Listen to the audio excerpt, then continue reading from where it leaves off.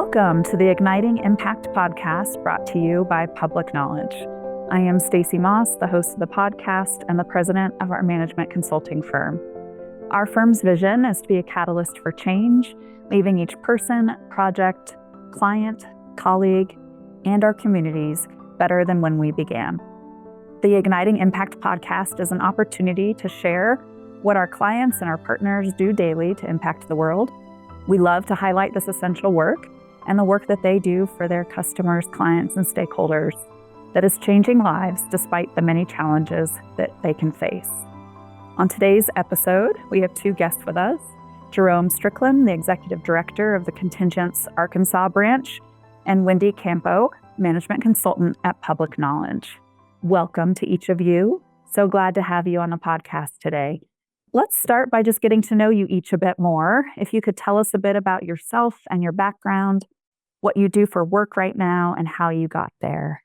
So thank you, first of all, for this time with the both of you. I'm incredibly thrilled and excited just to share and just revisit what we're working to do here in Arkansas in collaboration. Regarding myself, as you mentioned, I serve as the Executive Director of the Arkansas branch of the Contingent, which is an organization that moves to mobilize community to solve child welfare issues together. I lead a team of about 5 people here, and I'm fortunate to have a home office based in Portland, Oregon, where we leverage some of their strategies, technologies, and such to drive change here in Arkansas. Great. And how did you get there? What did you do before going to the Contingent? Yes. Okay. My journey here began about, I'd say, after a 20-year career in healthcare in various capacities, from market research to sales and strategy. I did that in cities from Columbus and St. Louis and Atlanta to Shanghai and Guangzhou, China. And then eventually I wanted to come home. So my parents were here, and I realized that this is where I belonged, here in Little Rock, Arkansas. So I started a new chapter in my professional career in 2018. So throughout my career, though, I've had a relentless passion for developing others, both professionally and in my personal life. So that led me and my wife to adopting 2 times and volunteering in child welfare projects globally for a number of years, for decades. Well, when I returned home, there was a big initiative going forth called Every Child Arkansas. It was an unprecedented collaboration of the governor's office, the administration from DHS, 27 private organizations, a number of philanthropists, and the one piece that they were missing from running this project to make sure every child that comes into care, into the state's care, has a good foster home to stay in. They only missed having an executive director of the office that would run the strategy and the online platform for the work. And that's where I took this role. Since then, we've been fortunate to branch into and expand into prevention and partner with PK. That's where we were fortunate enough to cross paths. And here we are today talking. So that's where I've gone. So you grew up in Pulaski County? I did. Okay. I did. Right. So coming home, really? Oh, my goodness. 100%. The people that we serve, many of them, I knew their parents or their family members, cousins, friends. And I have to say that it feels almost poetic for me to return back to the state and the community that helped raise me, where I was anchored and planted and grew, and then left for college and worked for 23 years. It was time to come home. Wonderful. And Wendy Campau, as soon as I said, hey, help me make sure I say your name right, I said it wrong, of course. So Wendy is on our team at Public Knowledge, which we're very grateful for. So thanks for joining us today, Wendy. Do you want to tell us a bit about yourself and your background? Thank you. Yes, I'm Wendy Campau. I am a management consultant here at Public Knowledge. I have been managing projects for the most part since I came to Public Knowledge a couple of years ago. And before coming to Public Knowledge, I spent 25 years in Michigan's child welfare system, working for the Michigan Department of Health and Human Services. I began my career as a frontline worker doing protective services and foster care, juvenile justice work. and supervision of those programs, and then moved into the administration of the Children's Services Agency, where I managed different programs and policies in different parts of the department. Leaving my career there, having been in a leadership role there, and very pleased to have served in that capacity, but also really grateful for the opportunity to put on a different hat and assist other states and jurisdictions in their own work in their public child welfare system. Great. All right. Well, we're actually getting to my favorite question. Sharing my secret. I love getting to know our guests a little bit more personally. And I love values. I love talking about values at work, but I also love talking about values with individuals. So what I'd like to do is just get to know you guys a little bit more on a personal level. So tell us a little bit more about who you are outside of work and what values you live by. What values are you kind of excited about, driven by, looking for in your personal life? And Jerome, do you mind going first? Sure, I'd be happy to. So outside of work, I'm a professional taxi cab driver. And that's a you must have teenagers. Yes. Or kids. One. That's a shout out to all the parents who have kids in multiple sports. So my wife and I, what we enjoy doing, what we do outside of work, we like home meal preparation. And these meal kits make it super simple. But we also have an acre of garden that we grow a number of vegetables that we enjoy eating organically and preparing together. We take adventurous trips. I hold her bags when she enjoys shopping. All of that. And we, like you said, we're blessed and fortunate to have two kids, Titus, who's 9, Trinity, who's 15. They're spirited and dynamic. They keep us on our toes with martial arts, basketball, competitive club volleyball, debate, and other endless activities. So with all of that, we definitely keep running. We have an adorable dog named Nino. He's a golden doodle, and he even gets in line. When I hug the kids, he waits to get the third hug. He sits until I'm done, and he walks up and puts both his paws on my hip to try to hug. So, when it comes to values, I'd say the things that drive me is I experience, and this is probably from being raised both in a church and a home, where my dad's the preacher and eventually began pastoring. He's been pastoring for 38, 39 years, he and my mother. I've been leading congregation and serving others. I've seen the ups and downs of going to hospitals in the middle of the night, going to people's homes, just trying to serve and bless folks. And I developed a deep satisfaction when I serve others or when I see them truly realize the indispensable gift that they are to the world. So for me, that's really my sauce. That's what brings a smile to my face. And I'm incredibly grateful for my parents in the late 80s when cassette tapes and riding bicycles were more prevalent than social media and computers. Phones. Yeah. And the last thing I do actually want to share is I have 2 older sisters that are phenomenal. They made sure that their baby brother didn't stray too far while my parents helped me navigate life. So what I have put on my office is that, and my wife agrees with this too, we talk about this a lot, our passion is to help as many kids as possible get a chance to experience an imperfect yet supportive household so that they have a great chance of building themselves. I love that you're a preacher's kid because, at PK, we actually do have some PK preacher's kids at Public Knowledge, which cracks me up. Yeah. Yeah, love it. And actually, Elizabeth is one too. So I think it's great that you guys work together. There's a lot to connect there. Thanks, Jerome. Wendy, what about you? Outside of work, I guess my focus is primarily around family, and family is one of, I think, probably the value I live by the strongest. I have 2 amazing kids, a 20-year-old who is in college pursuing an accounting degree. And our son, our youngest son, Jace, is 16, and he has a lot of special needs. And so the care that we offer him and sort of the navigating and advocating for someone who has a lot of special needs is really focused for us. And so family is the core of all of it for us. And I think that some other values that are really important to me are kindness And again, I think that comes from the work in child welfare and, living a life where we're really supporting someone who needs a lot from life. And curiosity is another value that I hold dear. I think that brings us opportunities to understand one another better. And the more curious we are, I think the better chance we have at finding connection with people. And I really value that in my life. Yeah, navigating and supporting someone with special needs or a medical issue, Wendy, is like a whole nother full-time job plus on top of your life. I love getting a glimpse into it sometimes from the sidelines because you do it with a lot of grace.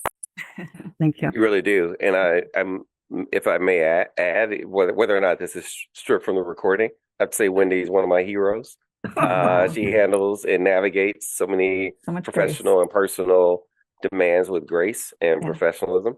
And so it resonates and it stands out with those that partner with PK. Yeah, and everyone can see that, Wendy, and I think it is something that you bring that's such a strength. So. Well, thank you. And such a gift to others that you share it too, because I think a lot of people don't share it and then it's hard to see and it's hard to know. So, yeah. All right. Well, thank you both for giving us a glimpse into your lives and kind of what you do for work and outside and your families. So today we're here to talk about Thriving Families, the community support project that you both are working on. So let's just start with an overview of the project and kind of what is the problem that the project is trying to solve. And whoever wants to take that one on can take it. Yes, thank you, Stacey. The problem we're working to solve is around a project that was proposed by the Children's Bureau, which sought out to find areas of disproportionality of the child welfare system application that's correlated or based on race.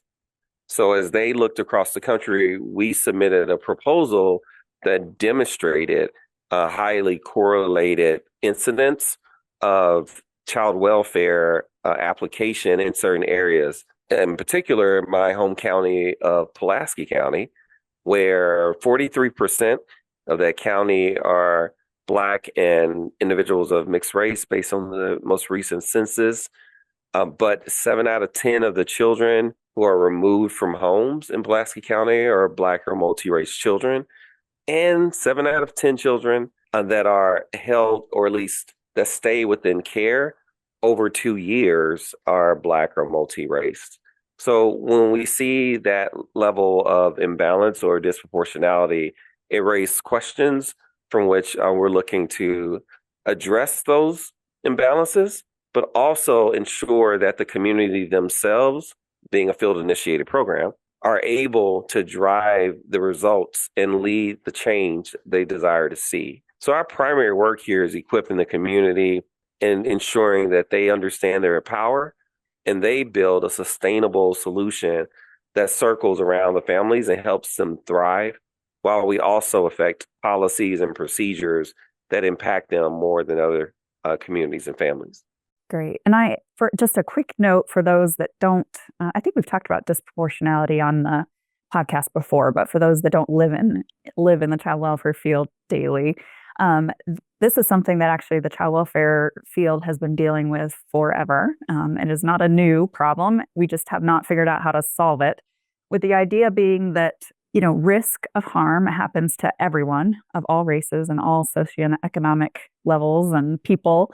And so the people in the system should be proportionate to the community, right? And so what Jerome was sharing was, if there are 4 out of 10 kids in Pulaski County who are of Black or colored mixed race, there should be a proportionate number in the child welfare system.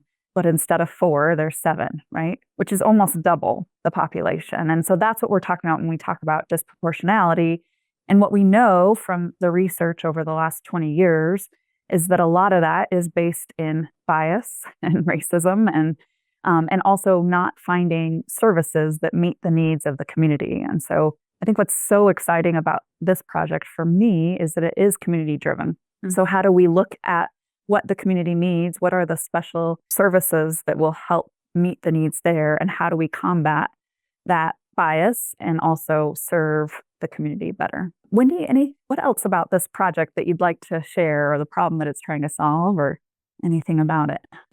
I've really appreciated the community driven focus here. What I've so appreciated is in my professional career, the notion that parents really should know their families best, and therefore they would be the experts that we should be consulting with. That we should be using really strong skills to learn how to engage with families who are in crisis or are at risk.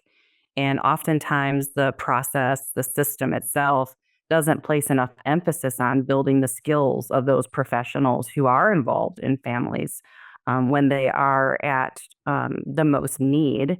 And so I really appreciate the voice of the communities and the parents who have had this experience being honored, being placed in a platform and in opportunities where they are heard, not only about what they know about their communities, but really that practices are being focused on inside the department and the professional system to find ways that they learn skills and abilities to take the time and learn about the people that they're working with and listening to the voices and the expertise they bring about their own children. And that's really been evident just in the short time that I've been on the project, and certainly with the families that we've engaged with, and very excited about that part of it. Yeah, I love it. And we've been working and partnering in Pulaski County for quite a few years now, and our work's looked different, right, over the years. But when we started, it was meant to be an FIJW demonstration site, right? A way to demonstrate how we can serve communities differently and replace what the current child welfare system looks like with something that is much more driven by the people that need the support and also looks a lot more strengths-based, right? And a powerful kind of way to partner with families and communities. So that's why I get excited seeing that this work is still continuing in a different way with federal grant funding, which is pretty wonderful. So why don't you guys tell us a little bit about who's involved in this project and with the federal grant and in the community, who's on the team, and what are your roles? Sure. On this team, we've looked to anchor it with individuals that helped write and steer the vision of the project when we responded to the NOFA from the federal government. And that was myself at the contingent.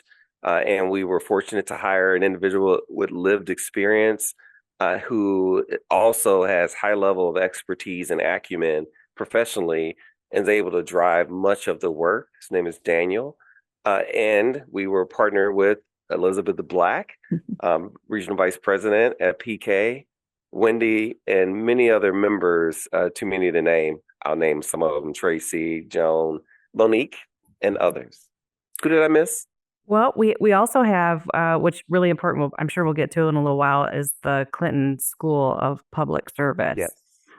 They are pretty important to the work that we're doing. They're partnering to help us look at the evaluation and the impact that we're having in this project. And so I think they've been pretty critical, as well as partners who we are engaging with and some of the strategies that we are trying to develop and implement with actually the Division of Children and Family Services in Arkansas. So I think that they're important partners while we're working with them around their own work. They're also, I think, helping lend information and ideas and ways for us to look at how we are actually having an impact on the families we seek to, and the system we seek to change. And what about in the community and with the families and the kids? Who's on the team or who's involved in this project? Because I believe they have a pretty strong role. They most certainly do. They're at the helm for much of all of this.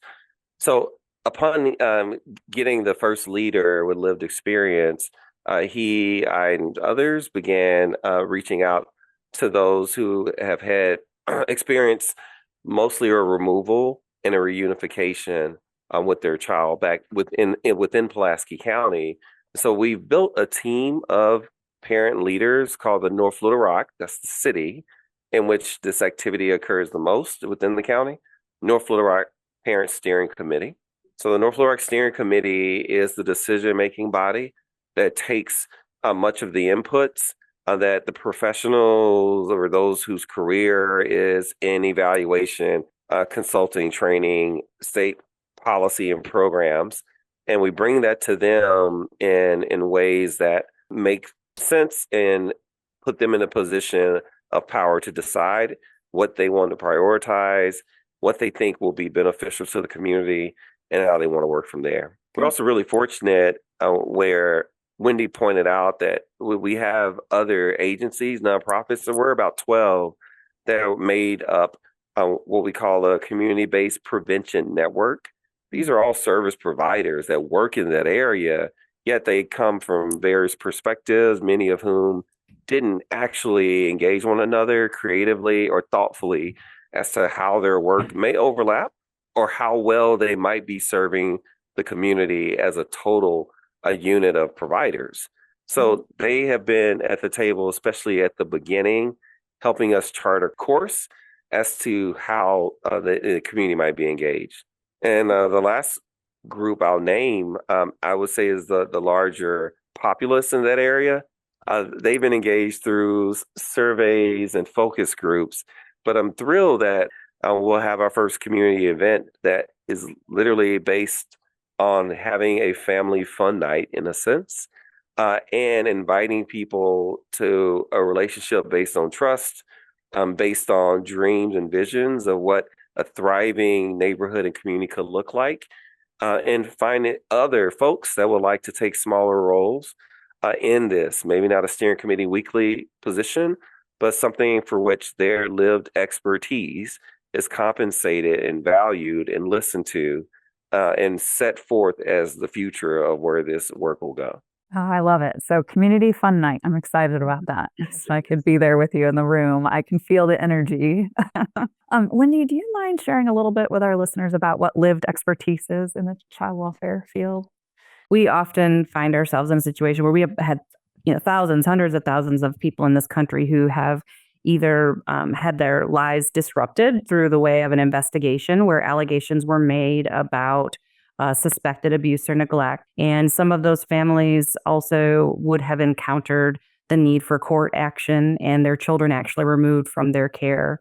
And so those people who have lived through that experience, who have experienced the investigation side of it, where state officials, police perhaps are coming in and asking questions, very intrusive and about private personal matters that are very disruptive and traumatic, much more so if children have to be removed from their homes. And so while I think largely child welfare systems express interest in prioritizing the voice and the awareness that those people who have had that experience can bring to reflecting about the operation of the system, the impact of the system, it's often very difficult for systems to find a way to actually honor those voices, bring them to the table in a meaningful way. And oftentimes we see tokenism where they say, oh, I had a parent who had this experience. One parent. Let me go ask her what she thinks about this policy, which is very different from people who don't have power, which families in this system do not have the power. Being equalized, bringing equity to their availability to be asked and answer questions and to be consulted in a meaningful way.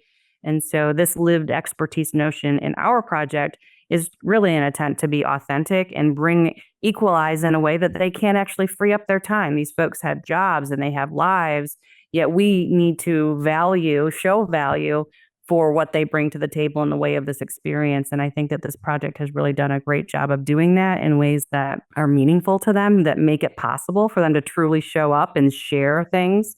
And I've had other experiences where we certainly have made a light effort, and unfortunately, they don't have the trust or the time or the availability to truly share what they've learned and observed and be listened to so that change can be made. Yeah, I love it. And I think, historically in child welfare, we have kind of othered the families that are involved in the system, right? And I do think, we used to come in as we're the professionals, we know better. And Wendy, I love what you said earlier, right? As a parent, and we are all parents, I'm a parent too, like we are experts in our family, in our community, in our children. And we haven't always treated them like that. And I think that's what I love about the focus on that with this project and with this grant is, I think one of the ways that we can do better in this field is not othering, understanding that we all have struggles from time to time, no matter what our family looks like, myself included. And so how do we support and provide support in ways that we would want to be in that system, just like everyone else? And I think the only way to do that is to listen to people's experience of the system and what worked and what didn't, and aim to do better. Okay. Well, one of our core values at Public Knowledge is impact, and we've created this podcast around it, right? Because it's really essential to our work. It's what allows us to drive progress. And to us, impact means that we approach every engagement with our energy focused on identifying the right goals, the right strategies, and the right outcomes.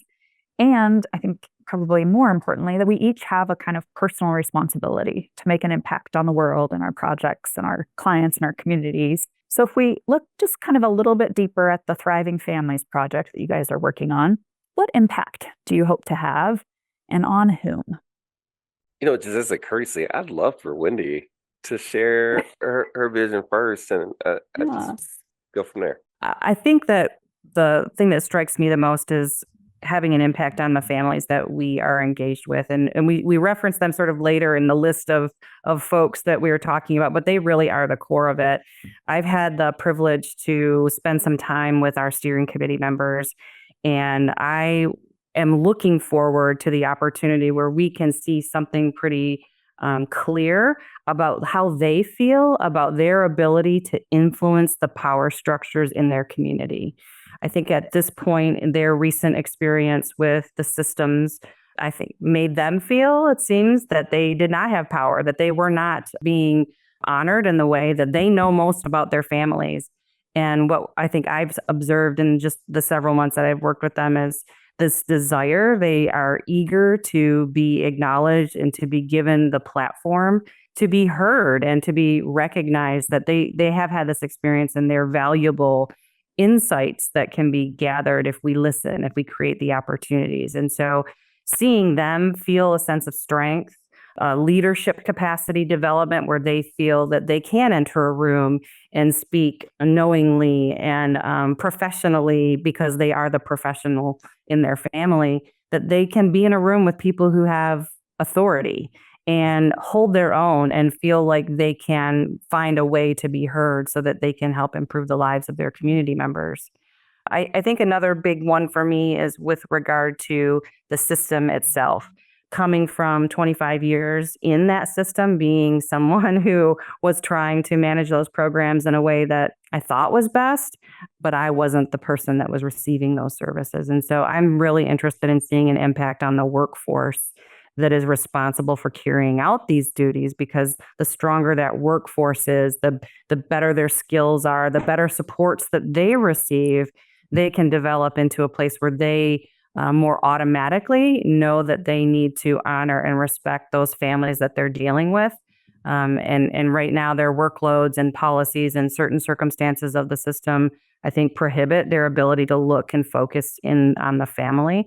And so I'm really interested in seeing any potential impact and change that we can offer to that workforce so that they can themselves have one-on-one impacts with families that are more positive, despite the traumatic nature of child welfare removals and certainly long stays in foster care.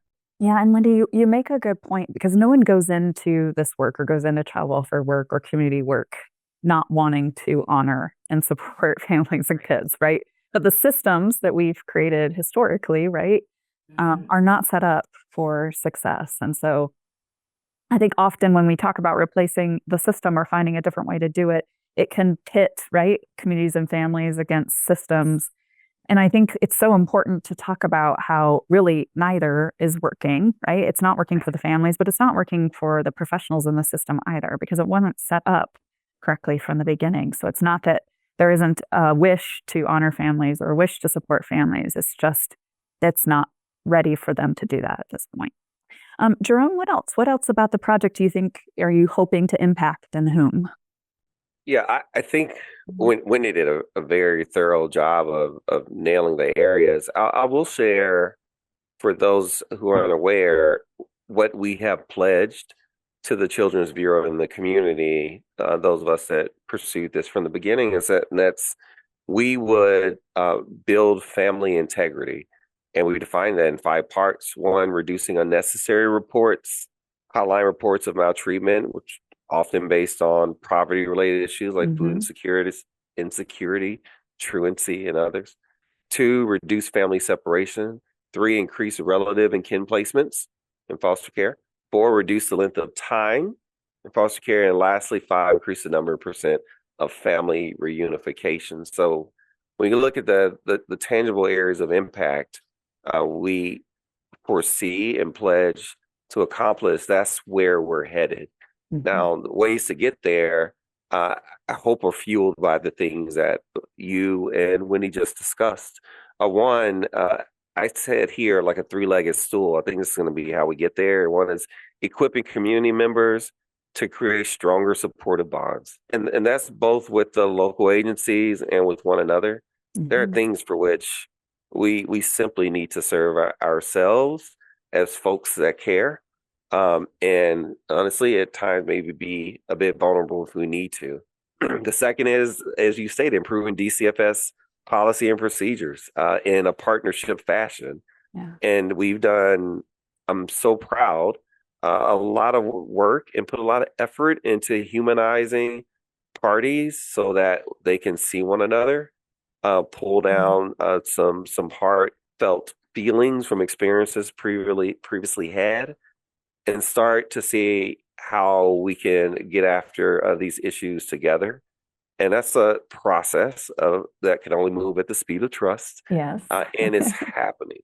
Good. It is happening. The last thing is what Wendy said, training advocates, ensuring that they're capable and feel empowered to rally into legislative matters that inhibit families from staying together.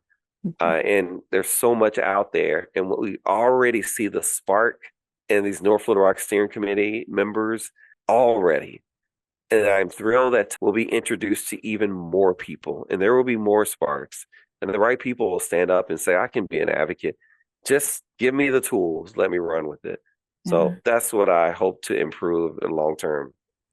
Okay, well, looking aside from the project for a moment and back to you two as individuals, both professionally and personally, I'm curious what impact means to you personally, and kind of what kind of impact do you hope to have on this world in your lifetime? I think the legacy that I feel strongest about in my life is for people to know that they were seen and cared for. Life is hard, for everybody, and it looks a little bit different, but it certainly is not an easy path. And kindness and care for others, to me, is all that matters in the end. And I think maybe parts of that comes from having a caretaker responsibility for someone that's really dependent and isn't going to evolve into independence and have my child leave. But for my children and the people I come into contact, to know that I do care, that I see them. I appreciate being seen. I appreciate, the care and support that others offer me. And I hope to give that same thing back to the people that I engage with, and in a professional capacity, but also in a personal capacity. It's incredibly meaningful to me to feel seen and heard. And I hope that that's the kind of impact that I can offer others. When you added in your lifetime, what impact you'd like to have, that expanded this to the infinite degree. In my lifetime, I'd say my goal is to be twofold. One is based on my belief, I want to bring glory and honor to my Lord and Savior Jesus Christ. And I want to demonstrate love and care for people that makes them, as I mentioned before, truly realize how indispensable they are and the gift that they are to this world, and that they are uniquely built for their own journey. And I'm not to speak into that journey. The beauty of growing older or being able to live longer, although my kids say there are a lot of negatives, such as my gray hair. But the beauty of it is I truly see with every passing year that I learn more, therefore understanding that I know less. And with that, it gives me such humility to embrace people where they are and talk to them about, what do they see could be the best expression of themselves in this lifetime. I love that. And I say that all the time, that like every day I get older, I realize how much I don't know. And Wendy, your impact gave me goosebumps. I think that, everyone wants to be seen. And I think there's so many correlations of that to the work that we do every day and the work that you do every day in this work and on this project too. I think that's what the families and the parents and the children in our systems want too, is to be seen, right? And I think, Jerome, what you shared is even more impactful, because if we can see them for who they are and we can see their potential and we can allow them to find their own path and journey in that potential, right? That's all. I mean, that's a win all the way around. So thank you guys for sharing that. Okay, well, let me move back to the project and we'll look at this year's. So this year's theme, and you guys are probably our last podcast for the year. So the last kind of icing on the cake here is generating and using evidence to drive impact or drive change. So we've talked about the impact a little, but let's look now at the evidence that you're generating or the data that you're generating and using to show success. What I wanted to start with is if you're using data or evidence that already existed, or if you're generating your own for this effort, or if it's a combo of the both. Yeah, we obviously started with secondary existing data when we thought through, one, how do we identify whether or not disproportionality, as we discuss exists, and what are the approaches one could take to strengthen the populace around us. This isn't a work that's completely innovative or novel. Hopefully everyone is pursuing such. So there are studies out of London that we've discussed. DCFS, or Division of Children and Family Services here in Arkansas, also have robust reporting that have enabled us to learn more. But in addition to that, we generated our own. I mentioned before that we've done the quantitative surveys, but also have had a few focus groups as well. And this mix has allowed us to both establish insights and set up some listening tools. So hopefully we'll have feedback in a real-time fashion whereby we can make decisions, or at least when I say we, I'm thinking of the North Little Rock Steering Committee, whereby they can get the signals and cues to make decisions in the most effective way possible. Can you guys share a little bit about what data and evidence that you're tracking and kind of how you decided that those were, you talked about the 5, Jerome. I don't know if you want to talk about those or if you want to talk about some others, but kind of how you decided on that being your measure for success and what to track. If I were to anchor us in our conversation, I think the 2 points that we definitely are looking to are the ones that were unearthed when we were studying whether or not there was disproportionality, and that those are the children that have stayed over 2 years, and that incidence of race, which actually went from 70% or 7 out of 10 when we began to 75% more recently. So as we look at that index and who's reaching permanency out of that group, even if that positive step has resulted in a shifting of the percentages, how do we make sure equitable focus is spent on the right group? So yes, the number of kids in care over 2 years and tied to race, as well as the removals. So in order to get there, we talked about some of the work. The North Little Rock Steering Committee created from the research they did and discussion with the community, not just a Thriving Families group, but they created what they're going to call the Thrive Hive. Thrive which will Hive? serve. Oh yes. Oh I yes. love it. Let it buzz around your head. Yes, Thrive yes. Hive I love it. will become its own emblem, its own thing to identify folks that are willing to support one another and do the work to build community. Honestly, that sounds a lot like what I experienced when I was growing up. So there are fidelity measures in terms of the events that we have, but there are also markers regarding the leadership training that individuals that assume certain roles will achieve. So in our evaluation guidance, we've gotten from our incredible professors from the Clinton School of Public Service and one of their excellent grad students there. All of these measures have been framed out. There are many other ones. But again, how the programs that we're having, the response and Likert scale, if you will, or even promoter scale as to the experience that this community is having when they're with us, how that changes over time, the amount of information after our workshops that the North Little Rock Steering Committee is hosting themselves to educate community members on child welfare basics, right? What should the community and families know? So before and after assessments are taken.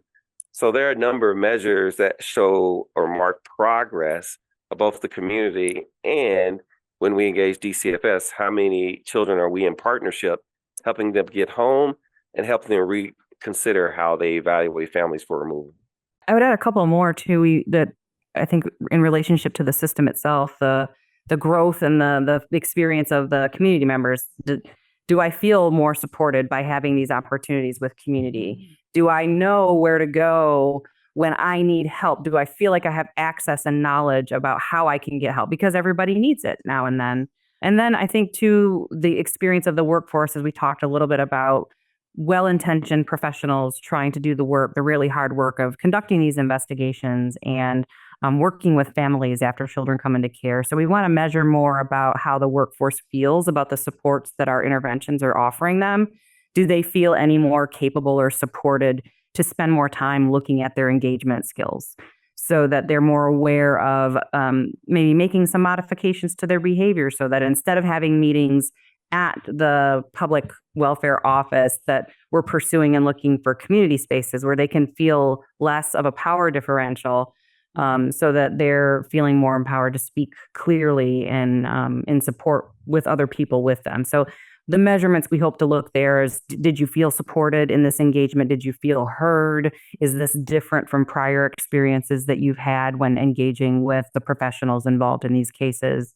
And trying to get a little bit more reflection about the improvements we hope that behaviors change so that people can actually start to develop relationships so that planning can occur with less adversity, with less conflict between parties. So all of our tools that we have a part of our evaluation plan, we'll take a look at that, hopefully with a lot of immediacy. So as quickly as after an event that happens between a worker and the family and the professionals that are involved, how did that feel for you? Is that different? And then also getting some feedback from that workforce. Did the skills and the tools and the supports that we provided you in your line of work to get to these places where you can listen to family, did that feel different for you? Did you feel more supported? Did you feel like you had better access to skills and abilities if the supports of this project were offered to you? So hopefully they come quickly enough, because I think one of our goals is to make adjustments along the way.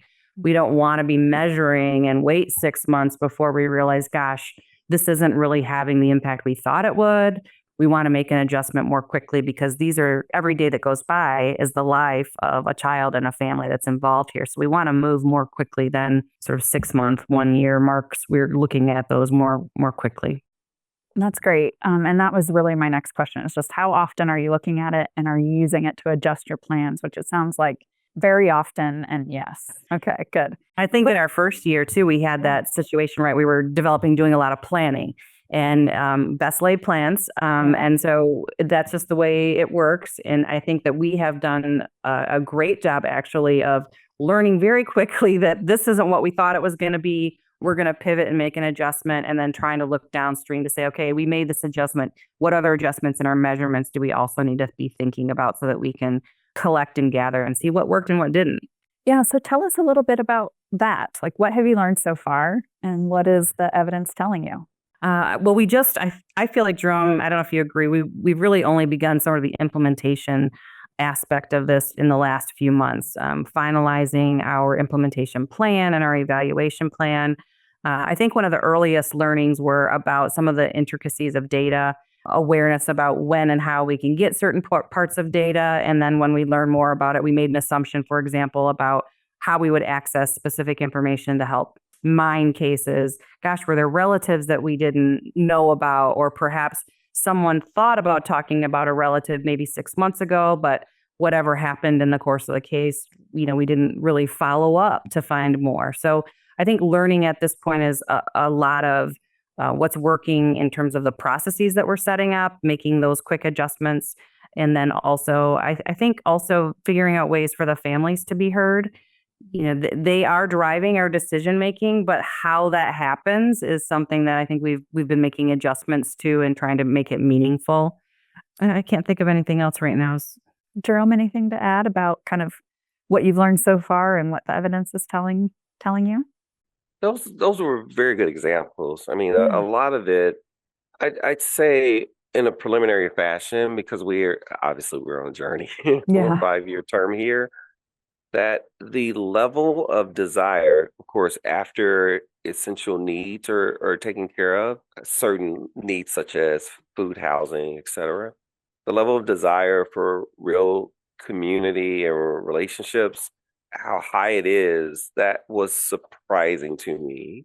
Mm. I would say that traditionally, even in these neighborhoods, because these weren't exactly neighborhoods for which I went to school or grew up in, but these are the exact streets on which my church was for 20 something years. Yeah. So when I think of how we interacted in those neighborhoods, just from that standpoint, years prior, the dynamics are so different, Mhm. where people find community in different places, and it seems to be more disjointed, as we all know, in the after math, if you will, of COVID and us readjusting our expectations in terms of virtual services and social media.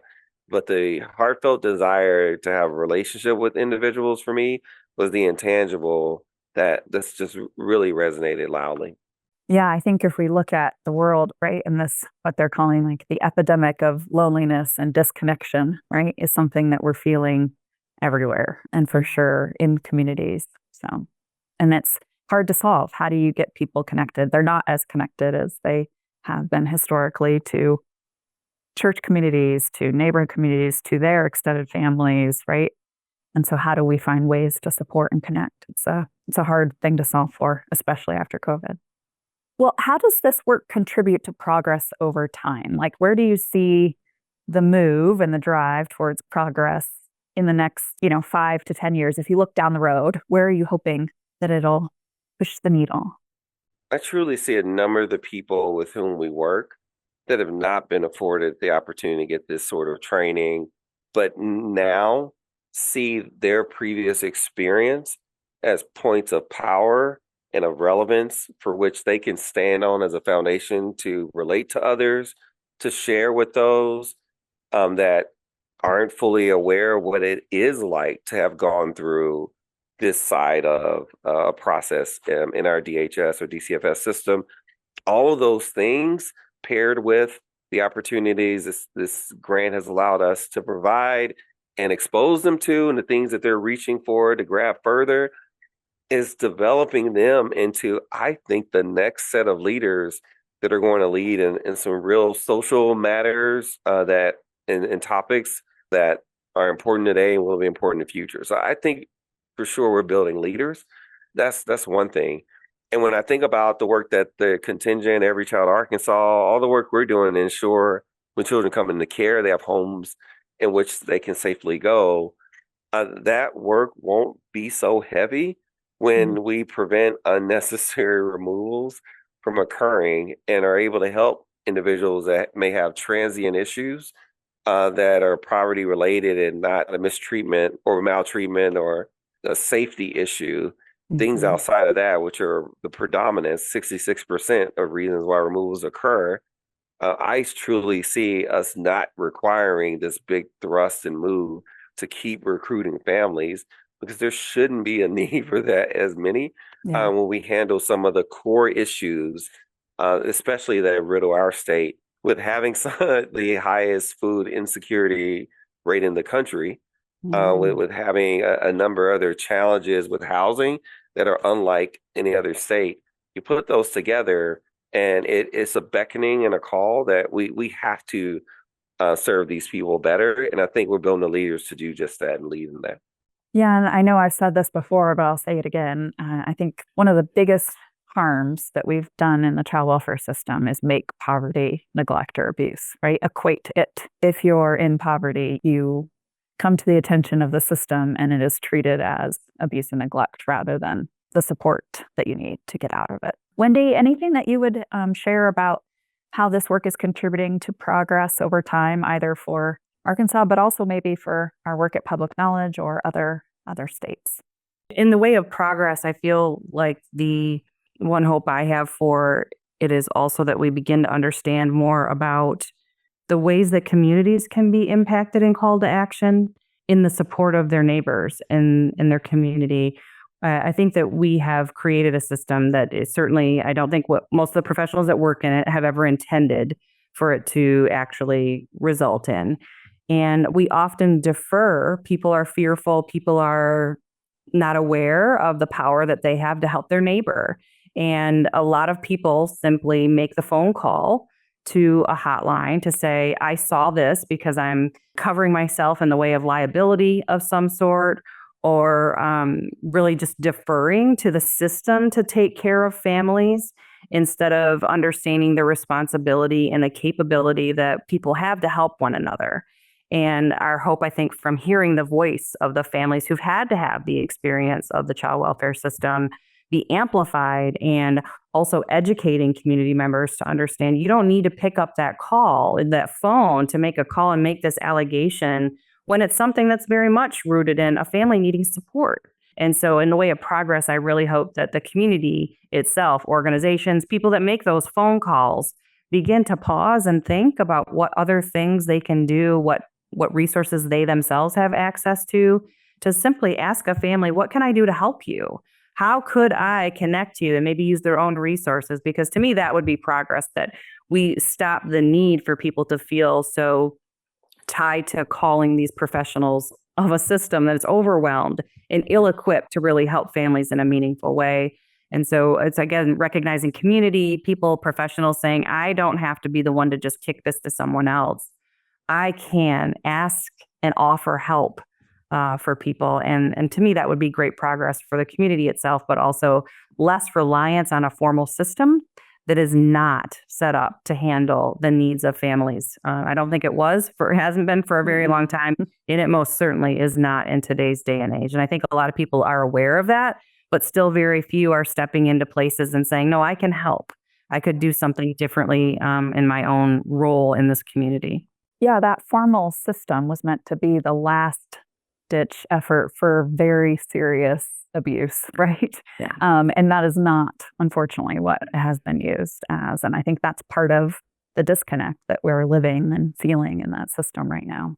Okay, well, if we have any listeners who are thinking about embarking on work similar to this, I'm thinking about prevention work in the communities, thinking about replacing their child welfare system, working on disproportionality, or helping kind of grow leaders who have been in the system. What are the lessons learned that you can share with them? Either things that worked, things that didn't, and things that you'll be bringing forth into your future work? I think the lesson around being aware and understanding what's happening in the community itself at the point in time that you're entering into the question is pretty important. That community awareness, or the assessment of the community's needs and what infrastructures already exist. I think none of the human services systems are equipped well enough to maintain a really well-established infrastructure to understand what services are available, what's going on, what's the climate, what existing entities are already out there that have missions that align with your own. And we don't have to recreate the wheel oftentimes, but we don't sometimes spend enough time looking at the environment to understand what's already there and thinking about ways to leverage existing relationships, existing purposes and missions, because we don't have enough funding in any sense of the word to do that work over again. And frankly, we miss opportunities to engage people who have long wanted the opportunity to help in a meaningful way, but there hasn't really been a purpose or a cause. So I think surveilling the health or the existence of infrastructure and services and organizations is incredibly helpful to designing any sort of intervention or project going forward, so that you know where the in-kind resources or where the opportunities may already lie, without having to recreate something that certainly wouldn't be sustainable with any existing funding. Jerome, what about you? Lessons learned? Yeah, that was brilliant, Wendy. I of course I would agree. On my end, many of my lessons revolved around establishing a stakeholder map or journey very intentionally that involve people that may not be traditionally in mind when you're trying to make moves such as these, where you're helping equip and enable people to recognize their power and stand up and be healthier. You have to recognize that there are people that benefit from them not being healthy and be very proactive about setting guardrails in place or alliances and partnerships with people that have influence and power in a number of sectors that could run air cover for you, ensure that there aren't any unnecessary roadblocks that are just casually placed in the way of progress. So spending as much time there has been a lesson learned that none of that is wasted. So building important. relationships and having Yeah. discussions. Yeah. The last thing I'll share is not believing the fear or the lie that you cannot bring parties that may appear to be or were historically diametrically opposed to one another. And I say that from the standpoint of parents and investigators that may have even removed the kids of said parents in the same room to work through issues and understand how do we chart a path forward. A lot of it hinges on understanding the motivations and preparing people for those moments. But they can generate, although there is a risk, they have a much greater potential to generate something that's creative, unique, and forward-looking than trying to pursue this goal in isolation. All right. Well, before we wrap up, is there anything else that you'd like to share, either lessons learned or just anything about this that I haven't already asked you? Jerome, if there's anyone listening from Arkansas, and they might want to get involved or support or come along, how do they get a hold of you or get a hold of the contingent? Thanks for asking that, Stacey. My number here at the office is 501-380-7339. 501-380-7339, extension 1. I can also receive texts there if some would prefer. And my email is j.strickland@thecontingent.org. Look, there are a number of ways to partner and get involved. What you should be able to see, if nothing else, is that we're having frequent events in community centers all across North Little Rock. Yeah. So if you're not hearing about it and you're in that community, then we're not doing our job, or you can ask community leaders at these centers as to what events are happening and is thriving families around. Great. And hopefully they can get there and enjoy one and see what's happening in Little Rock. To close out every podcast, we have a little bit of fun just asking our guests to share their wisdom and advice around our other core values at PK. So impact is one of 3 core values. The other 2 are inclusion and teamwork. So I'm hoping each of you can share your thoughts on our other 2 core values. No pressure, just whatever comes to mind first. And Jerome, if it's okay, I'll start with you. And I'm actually going to put them into one question. So what's your best advice for achieving high levels of inclusion and teamwork in the workplace? Certainly. With the inclusion, as you mentioned, and teamwork, I think the enablers of those are they overlap, so it can be answered together. I think fostering a culture where open communication, active listening, those parts are innate and expected, and people's comments and thoughts are at least responded to.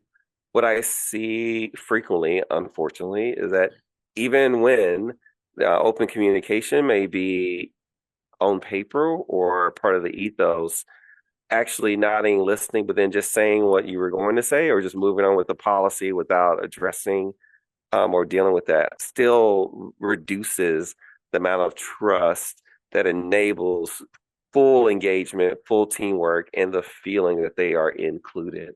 So even if the response is not what they like to hear, the response is vital. So that's what I say really builds trust and true inclusion and teamwork. Thanks, Jerome. Wendy, what about you? What's your best advice for achieving high levels of inclusion and teamwork in the workplace? I really feel strongly about developing relationships. I think that just even in the time that I've spent with Jerome in the last several months, right, like building relationships is at the core of it. I'm not going to be willing to share my opinions, or I'm going to keep saying just what I was thinking instead of listening, digesting it, and spitting something back out. To me, is in the roots of having relationships with people who know more about maybe what kind of mood I'm in, or I know I can read something on someone's face and think, gosh, I wonder if you're having some stress today, and maybe that's affecting how you're coming to the room. But without those relationships, and I really appreciate that about our company, Stacey at Public Knowledge, is that there are so many very intentional places where we have opportunities to develop relationships with one another. And to me, that's the root of our ability to feel included, to create inclusive environments, and to have some stable teams that feel like they can rely on their partners. And without those relationships, there's no way that people can, I think, gravitate towards making the inclusive work for all team members. I couldn't agree more. And also, thank you both for being able to build relationships with you both, and look forward to more of it along the way. I look forward to being in Pulaski County again, hopefully soon, and hopefully when you guys have an event so I can join. I enjoyed that last year. I'd love to do it again. So thank you both, Jerome and Wendy, for being here with me today. It's been a privilege to connect, to learn, to grow, to breathe, and to share. Until next time.